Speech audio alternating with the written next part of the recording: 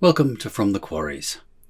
Can I start off by saying a big thanks to everybody for your thoughts and ideas on the topic of why stonemasons that was published on the web last week.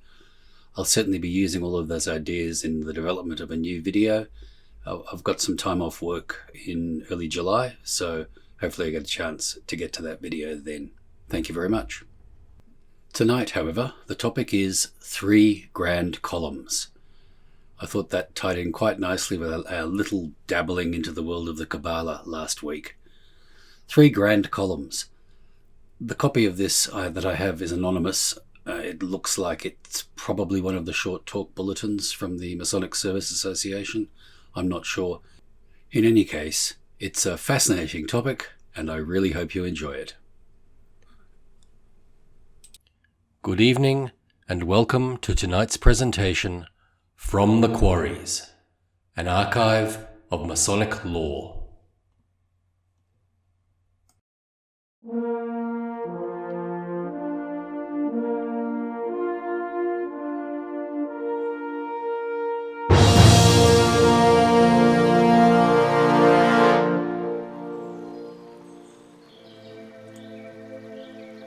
All Masons are taught of wisdom, strength, and beauty. The words, "For there should be wisdom to contrive, strength to support, and beauty to adorn," are older than our rituals. Attempting, as we do, to convey an outline of Masonic wisdom in 3 degrees, conferred in 3 evenings, our work necessarily devotes but little time to any one of our great teachings. We give the hint, refer the initiate to the great light, abjure to study the 7 liberal arts and sciences, instruct him to converse with well-informed Masons, and pass on to offer another outline of a great truth. It would take pages, where here are but paragraphs, even to list the references to wisdom in the great light. The word occurs in the Bible 224 times. For Masons, however, perhaps the most illuminating passage regarding wisdom is from 1 Kings, verses 30 to 32. Solomon's wisdom exceeded the wisdom of all the children of the east country and all the wisdom of Egypt. For he was wiser than all men, than Ethan the Ezrahite, and Heman and Shakol and Dada, the sons of Mahol, and his fame was in all the nations round about. As might be expected of a man who was wiser than all the children of the east country, Solomon esteemed wisdom greatly.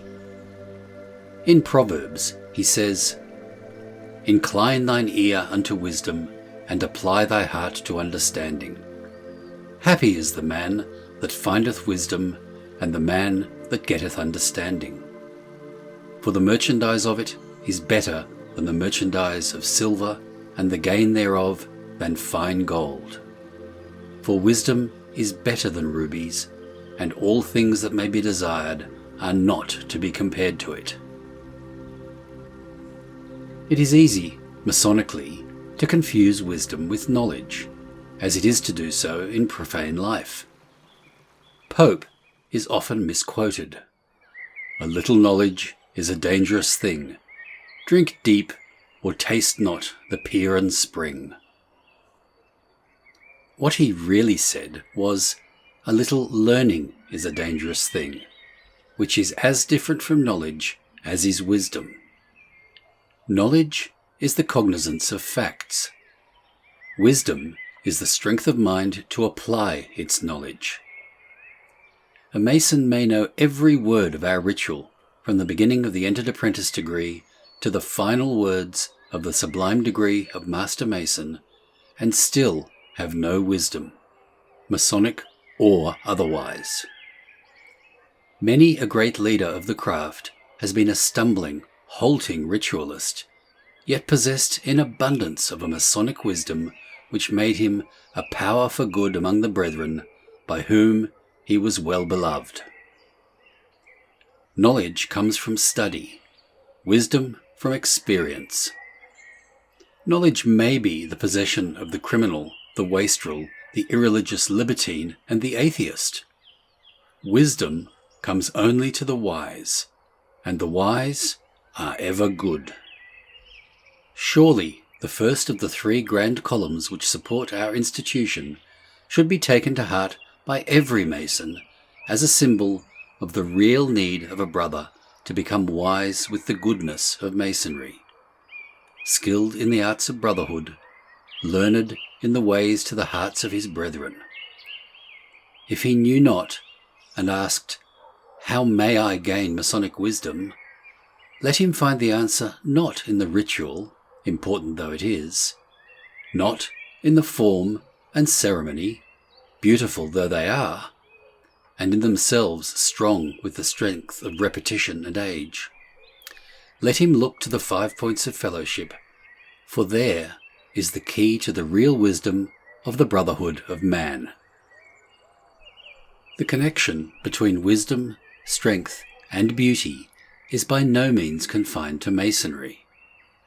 The terms have been associated in many great and good minds. Thus, Tapa sings, "Few and precious are the words which the lips of wisdom utter. To what shall their rarity be likened? What price shall count their worth? Perfect and much to be desired, and giving joy with riches, no lovely thing on earth can picture all their beauty." Milton wrote, "What is strength without a double share of wisdom? Vast, unwieldy, burdensome, proudly secure, yet liable to fall by weakest subtleties, not made to rule, but to subserve, where wisdom bears command." And the immortal bard of Avon knew, "Oh, how much doth beauty beauteous seem by that sweet adornment which truth doth give."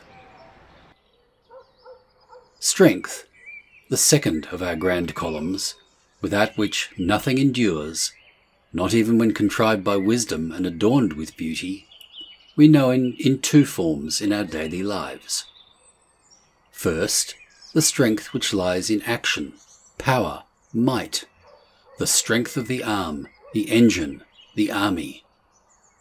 Second, that other, subtler strength, which is not less strong for being passive. The strength of the column which supports, the strength of the foundation which endures, the strength of the principles by which we live, individually, collectively, nationally, Masonically. It is the second form of strength with which the speculative Mason is concerned. Freemasons build no temporal building. True, we do lay the cornerstone of the public building in the northeast corner, but the building is symbolic, not practical. The operative Mason who sets the stone for the Grand Master would place it as strongly in the building without our ceremony as with it. Our building is with the strength which endures in hearts and minds, rather than that which makes the sun-dry materials of which an edifice is composed to do a man's will. The Freemason constructs only the spiritual building. His stone is his mind, mentally, not physically, chipped by the common gavel to a perfect ashlar. The strength by which he establishes his kingdom is not a strength of iron, but a strength of will. His pillars support not a wall to keep out the cowans and eavesdroppers, but a character, proof against the intrusion of the vices and superfluities of life. The lesson of the second column is made plain in the second degree. The promise of God unto David may be found by any who will read in 2 Samuel, "And when thy days shall be fulfilled, and thou shalt sleep with thy fathers, I will set up thy seed after thee, which shall proceed out of thy bowels, and I will establish his kingdom. He shall build a house in my name, and I will establish the throne of his kingdom forever." He who reads not merely the promise, but the reason for it, will understand that when David wished to build a house for the Lord, the prophet Nathan brought him a message of the Lord, that he, not David, will build a house not made with hands, in the form of the sons and their sons forever. Later, in the Great Light, we learn that the house, which is the temple of the Holy Spirit, is man. If we follow our Masonic teachings and believe that the inestimable gift of God to man for the rule and guide of his faith holds a true interpretation of the Mason's conception of life and living, the strength which Masons should strive to acquire is that which will establish our sovereignty over ourselves, that our kingdom of character may endure.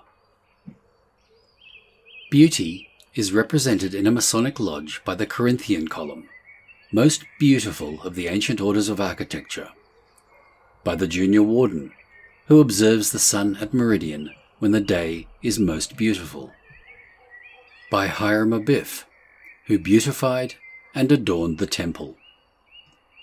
We are taught that it is as necessary that beauty adorn all great and important undertakings as that wisdom contrives and strength supports them.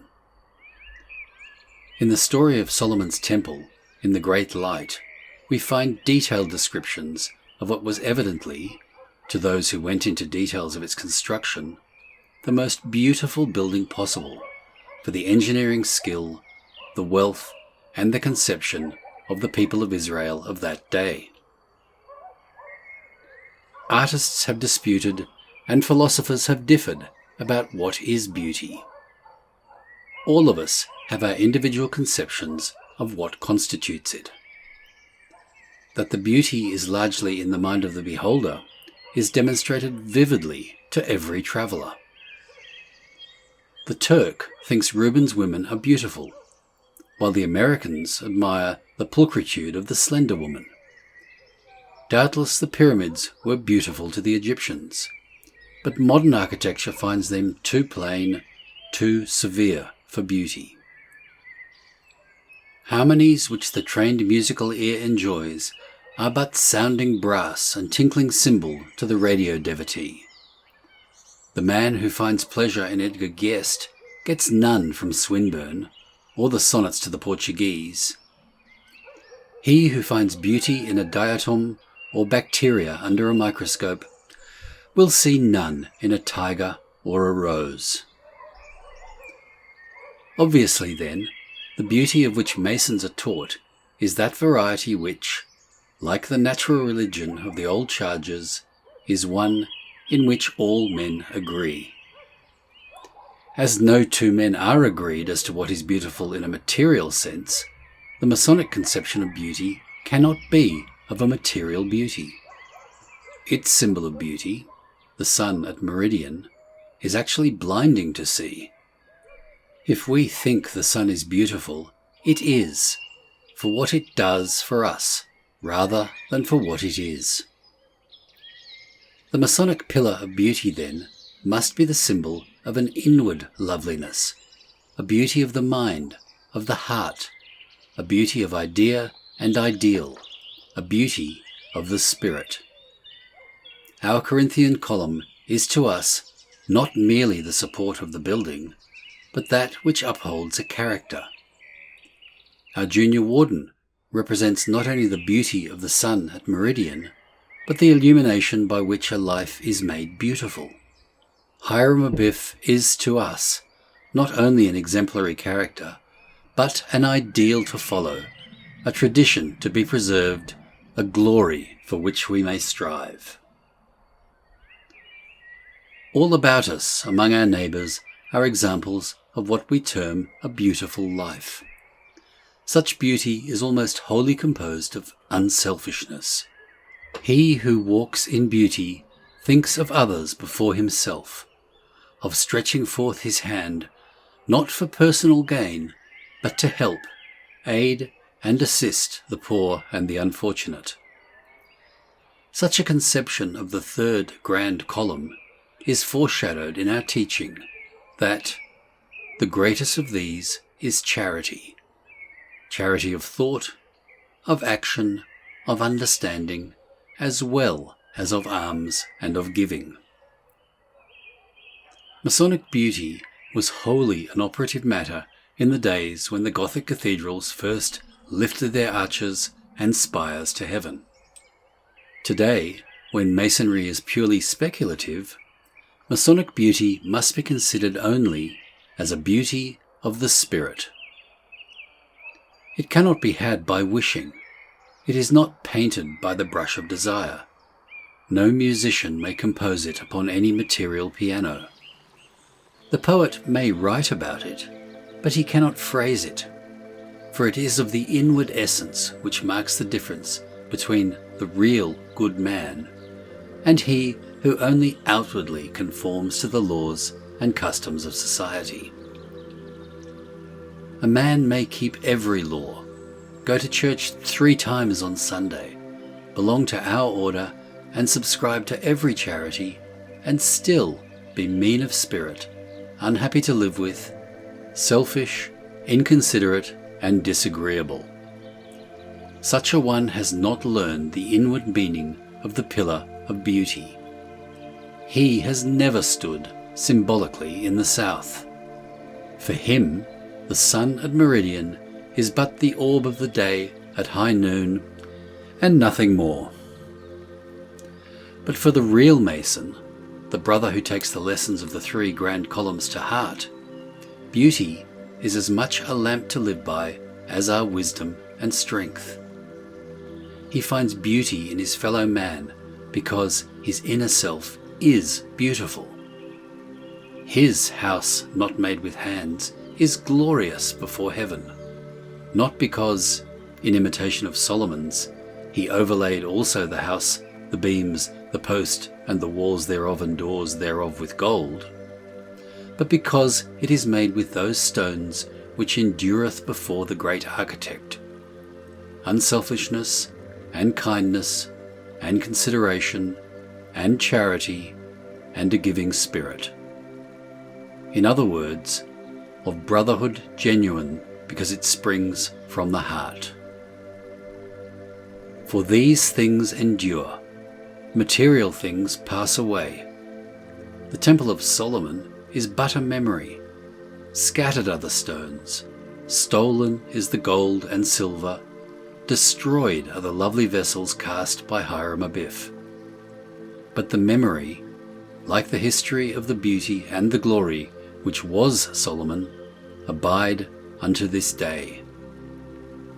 So shall it be with our house not built with hands. So be it if we build with the beauty which Masons teach. That was 3 grand columns. If you enjoyed this video, please consider hitting the like button and subscribing, and feel free to come and join us in our little From the Quarries community in the community pages on YouTube. We publish short videos pretty much every day, a long form video once a week, and there's always interesting discussion and quizzes and brain teasers and conundrums on topics Masonic. If you'd like to know more about From the Quarries, visit our website at www.fromthequarries.com. Thanks for watching, and see you next time.